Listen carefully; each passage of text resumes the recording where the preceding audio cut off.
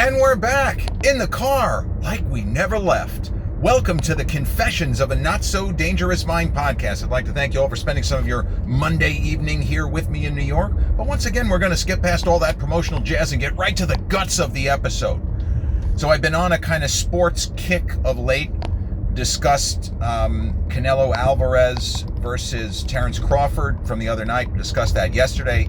Talked a little baseball, Mets and Yankees baseball 2 days ago. Well, we are actually going to combine baseball and boxing in tonight's episode, but not really in a way that you would necessarily expect. And I hope that not only will you find this episode entertaining, but I encourage you, if you're a sports fan, the question is, what is the single greatest sports fan day of your life? And I don't just mean your team winning a championship, because that is one version of an answer. But what's your favorite sports fan day where, let's say, there was more than one game that you had been looking forward to which ended up being, your team winning, or in a weird situation where you have a baseball and a football game on the same day, like you're a diehard Yankees fan and you also love the Giants and they both won, incredible games, maybe the Yankees late in the season or into October or something like that. So this story is of one magical day in history in which two major sporting events took place. Well, one was more major than the other, but for a certain segment of the populace, or typically would be on the East Coast, but for a certain kind of fan of one team and of one legendary historical figure. September 15th, 1978 was about as close to a perfect sports day as you could ever have. Because on September 15th, 1978, and in the world of this particular story that I'm telling, I'm going to use my father as the stand-in, because this is true, what I tell you from his perspective, and from the historical perspective, this can easily be double-checked to make sure I'm not making any of this up. But September 15, 1978 was a Friday. And I would have been, I guess, 4 going on 5, and my dear old dad would have been 36. He had just turned 36 on August 31st. So the major event, from the broader historical perspective, September 15th, 1978 represents the last time that Muhammad Ali had his hand raised in victory in a boxing ring. He regained the World Heavyweight Championship from the guy who had beaten him in a decent fight, but Ali really looked like shit, Leon Spinks. And then he didn't necessarily look that much better on September 15th when he regained the title, but Spinks was just incompetent. He looked almost nothing like the fighter that had beaten Ali upside down, outboxed him for 15 rounds in the first fight in February. He just, for whatever reason, Leon just didn't have it. Like, maybe the February fight was a miracle, but in September he sucked.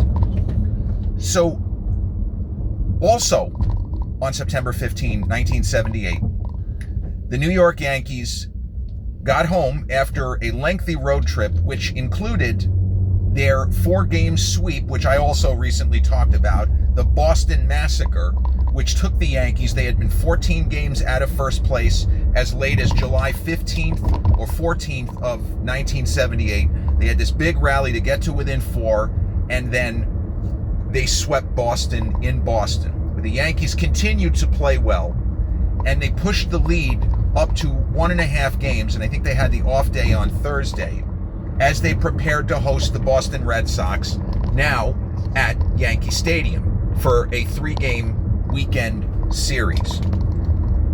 So according to my father's telling of the story from his perspective, and he told this story a number of times, it was something that he liked to talk about, because even though he didn't speak in the same kind of platitudes and sort of broad perspectives that I do now, he got what a special night September 15, 1978 was. And the first time he told this story, I was 6, and I wrote a biography of Muhammad Ali when I was in first grade. I was 6 going on 7. And in my so-called, if you want to call it research, I mean, it was research. I took out some books from the local library, from the school library, and I put together a biography of Ali, 10 pages, whatever it was. I wrote in big letters, but I ended up going way over what we were supposed to do. I had a lot of stuff that I wanted to cover, and I asked my father, the 6-year-old bright kid, allegedly, version of asking your father, can you make sure that this is reasonable and that I can hand this in? Does it look okay? So my dad read the biography that I wrote about Ali and going into Cassius Clay, and he grew up in Louisville, and when he was 12 years old, some kid stole his bike, and he decided that he needed to learn to fight so that if he ever saw the kid who stole the bike, he could whoop him, and he becomes this big amateur, wins at the Olympics. The story of Ali in broad strokes, as written by a 6-year-old kid at some point in 1980. So when my dad got to the latter portions of Ali regained the heavyweight championship and won the title for the 3rd time by defeating Leon Spinks on September 15, 1978. My dad, after he finished reading it, he told me, this is pretty good, Jared. I like this. Good work. And again, he's not speaking to me as he would when I was an adult. He's speaking to me as if I'm a little kid. But he came across as if, this is pretty good, kid. This is good. Nicely done. And then he says, the night that Ali got the title back from Spinks, Ron Guidry pitched a shutout against the Red Sox. Now, I was the sort of kid who, I only made one edit to my biography of Muhammad Ali, which I wrote sometime, as I say, in 1980. I added a sentence to the part in the biography where I say, on September 15, 1978, Muhammad Ali defeated Leon Spinks to regain the World Heavyweight Championship, making him the first 3-time winner. It was the same night that Ron Guidry pitched a shutout against the Red Sox. And the teacher, Miss Kamai, got such a kick out of the fact that I threw that in there. I think she wrote a smiley face right there, or a laughing emoji of 1980 or something, but she thought that was a riot. And I think in the parent-teacher conference, she said, did you help Jeremy with this? And my dad said, well, I read it. I didn't really give him any help. And she asked him, what was that thing with the Yankees? He said, they shouldn't have put that in there, and they had a laugh. So on the night of September 15, 1978, from what I can gather, my dad had a normal day of work. He was working for by this point, he was with a firm that became quite notorious about 15 years ago because a couple of the principals were involved with Bernie Madoff. My dad was with Koenigsberg Wolf. They didn't have anything to do with Madoff in the late 70s. So my dad, on September 15, 1978, was excited for the day because the Yankees were opening this series, 1.5. They had Ron Guidry on the mound, and here we go, right? And Muhammad Ali was going to be taking on Leon Spinks. Now, my dad wasn't necessarily a big boxing fan. He was a very casual fan of boxing, but I guess you could say that he was a fan of Ali, the person. He was somebody who was almost the same age. Ali, born January 17, 1942. My father, August 31, 1942. If they had lived in the same zip code, they would have been in the same grade. They would have graduated. My dad kind of skipped a grade, but my dad should have graduated 1960. He graduated in 1959, I believe. He was still 16. He hadn't turned 17 yet when he graduated. One of the few Ali stories that my dad told about an actual memory of an Ali fight was the return match with Sonny Liston in 65, the notorious return fight where a lot of people to this day believe the fight was fixed, or that there was something not kosher about that. The way Liston, who had a reputation for being able to eat almost any kind of punch and walk right through it, he went down from like a little bit of a karate chop, sort of a corkscrew looking punch, and he went down like he'd been shot. So my father was in the Army. He was in the Army the night of Ali Liston 2 in Lewiston, Maine.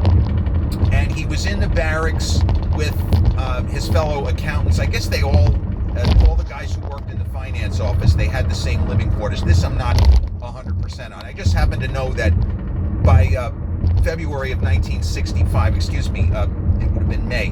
By May of 1965, Dad was already at officer level, and they lived in the same barracks as the other accountants. So for whatever reason, as the fight was getting ready to start, Dad was nominated to bring back and get all of the beers and the chips or whatever the fuck he was supposed to do. So the way he told the story, he left as they were doing the introductions to get the stuff, and by the time he returned, the fight was already over. The fight was only about 1:40, and that was the end of it. And it was bedlam. The guys were going nuts in the barracks because nobody knew what happened. At that point, they said, did Liston get shot? Is he dead? What's going on here? But that was really the only story that he ever told about an Ali fight. He didn't see the fight with Frazier, the first fight of the century. He certainly didn't see the Foreman fight live, although in theory he could have. But he was a fan. And the way that he told me about September 15, 1978 is, even being a diehard Yankee fan, the Yankees got a lead early, and Guidry was just mowing him down. And as I had mentioned in the podcast on the Boston Massacre, in the third of the 4 games at Fenway, Guidry threw a 2-hit shutout against a legendarily strong, right-handed hitting Red Sox team. The Hall of Famers up and down the roster. I mean, you had Carl Yastrzemski, Jim Rice, Carlton Fisk. That was 3 of the 9. That was a 33% Hall of Fame. Oh, and Dwight Evans. There's 4 Hall of Famers in the offense, and 3 of them were righties, and the other was Yaz, who was an absolute monster hitter. Even at that stage of his career, he was still phenomenal. Guidry threw a 2-hit shutout.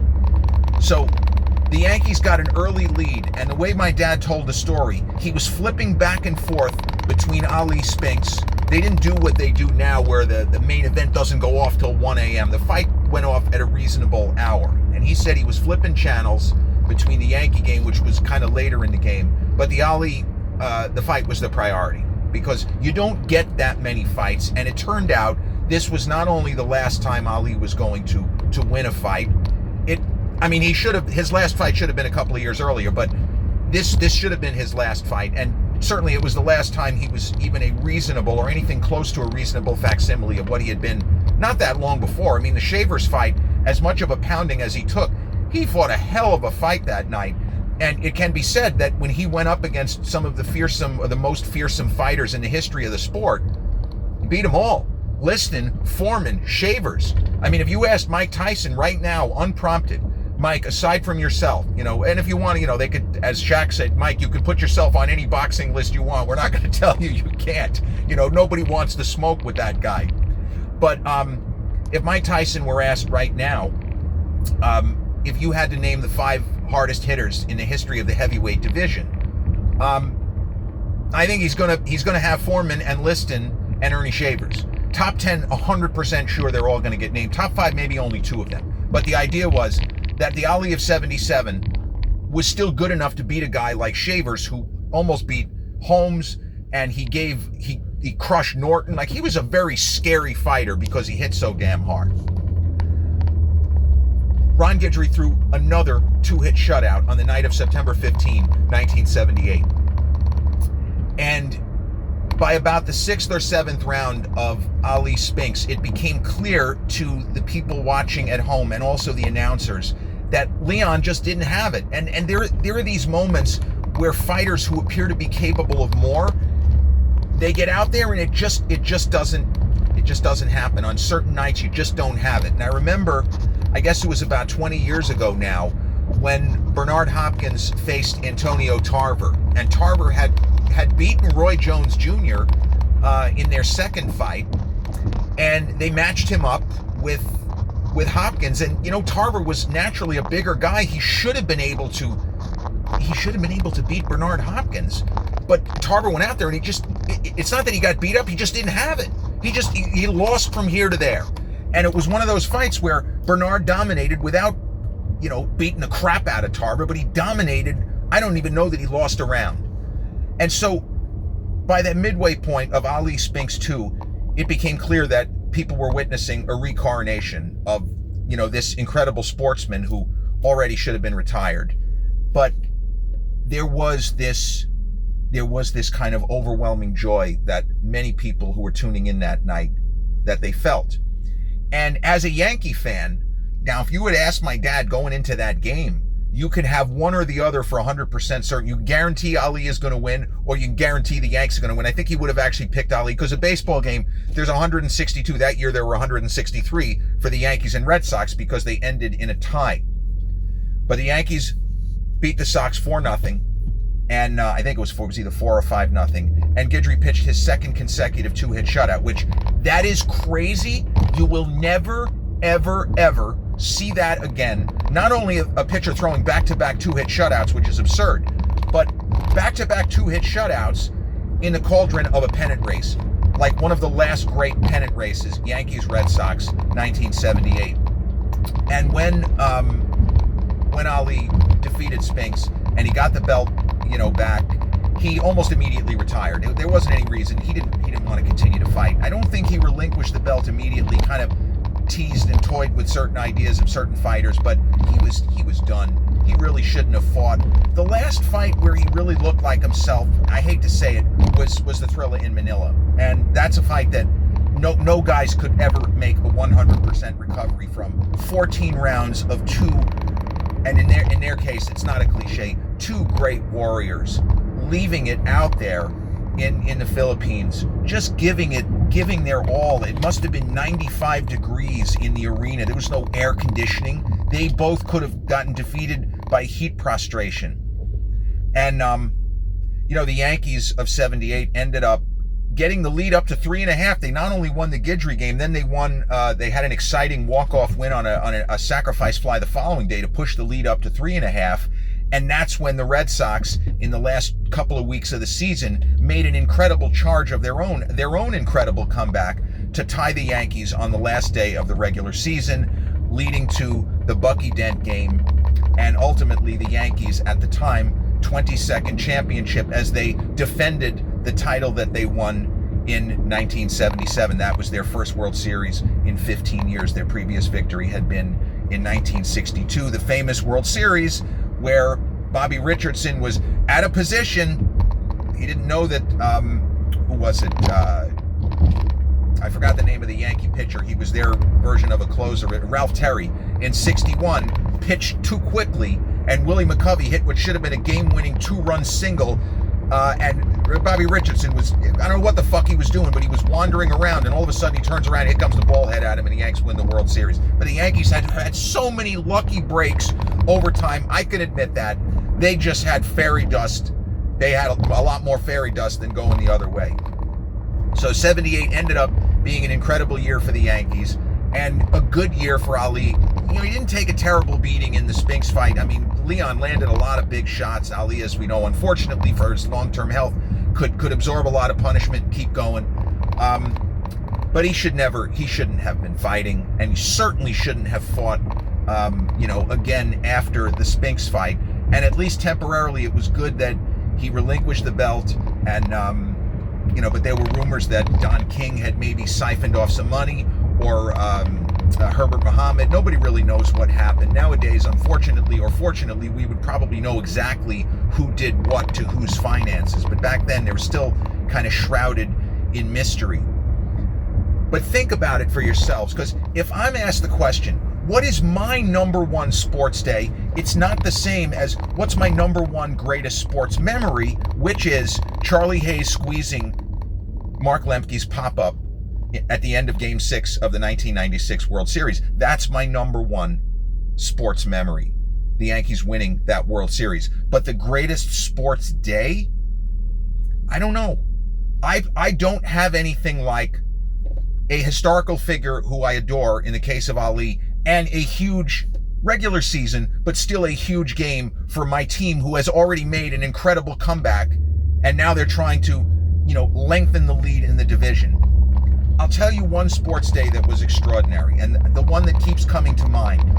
It was the 2012, the day of the AFC and NFC championship game.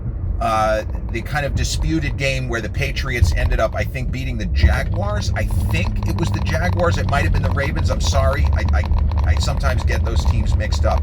But it was a very disputed game. And then the Giants, in an incredible effort, and Eli Manning, one of the games that eventually will get him to the Hall of Fame, the Giants beat a very tough, bruising, vicious, from the defensive perspective, San Francisco 49ers game. And I watched that game at the Cheesecake Factory, and I ate just a crazy amount of food. I had factory nachos, then I had a full dinner, including a dinner-sized Caesar salad and then a regular entree. Then I got another order of nachos, and then I got cheesecake and coffee for dessert. But the fact that the Giants ended up winning, and for the second time in 4 years, defeated Tom Brady in the Super Bowl. I think that's probably my answer to my single best sports day, where the excitement was endless seemingly. And, I got to say, the food was off the hook. And I'm just happy that I didn't do any permanent damage to myself for eating so much. I must have eaten 8, 9, 10,000 calories in that one sitting, and I felt fine. I was marginally full by the time I had the cheesecake. I don't know how that's possible, but maybe I was just really empty from not having eaten enough the last few days. I have no idea. I certainly didn't do that on purpose. But September 15, 1978, 47 years ago tonight, the New York Yankees stretch their American League East Division lead to 2.5 games behind Ron Guidry's 2-hit shutout, his second 2-hit shutout in 6 days against the Boston Red Sox. And Muhammad Ali defeats Leon Spinks to win the World Heavyweight Championship for the third and final time. And it was literally the final time that the greatest would have his hand raised in victory. This has been episode 611 of the Confessions of a Not So Dangerous Mind podcast. I'd like to thank you all so much for spending some of your Monday evening here with me in New York.